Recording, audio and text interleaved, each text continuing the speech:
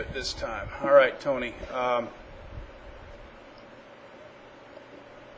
On Tuesday, I had you start focusing on a little stronger right-hand grip, and it was just getting a little bit too much on top. Now it's in a really good spot. It's right between your chin and your shoulder. That's perfect.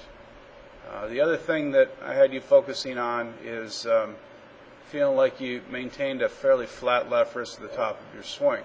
It was getting a little too cupped. So a combination of those two things allowed you to be able to rotate back and get the club into a position where the club face wasn't hanging down so much. It was a little bit more square to your left forearm.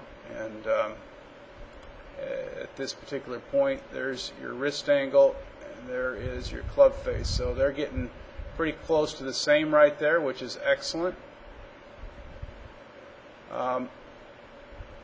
It doesn't bother me that you get a little bit long with the shaft, because here is 90 degrees with your shoulder turn about right there.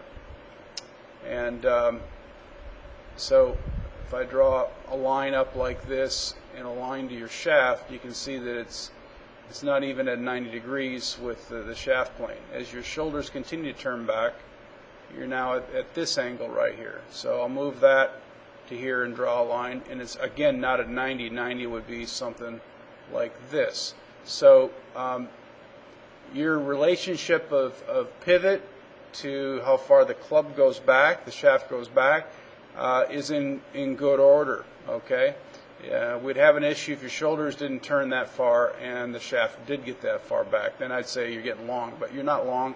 You just rotated beyond 90 degrees, which you'll see in a lot of good ball strikers. You know, Dustin Johnson, Bubba Watson, Tom Watson. I mean, there's Freddie Couples. There's a number of really good ball strikers that can rotate beyond 90 degrees and get themselves in this position.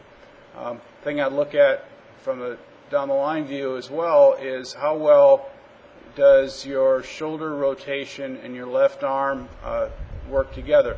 And there's a pretty good synergy going on right here, where the left arm's across the chest, didn't lift, it's not under, it's in a good position, which is going to allow you to be able to use your lower body and initiate a good downswing where the club is going to deliver beautifully from the inside position with great angle retention. There you are. The club is right on your hands at about thigh high coming down.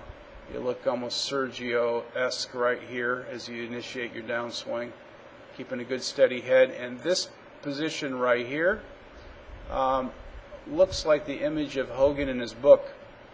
Let me get all these lines off of here so we can really love that. I mean, that's as good as it gets right there. You got a good flat left wrist going through.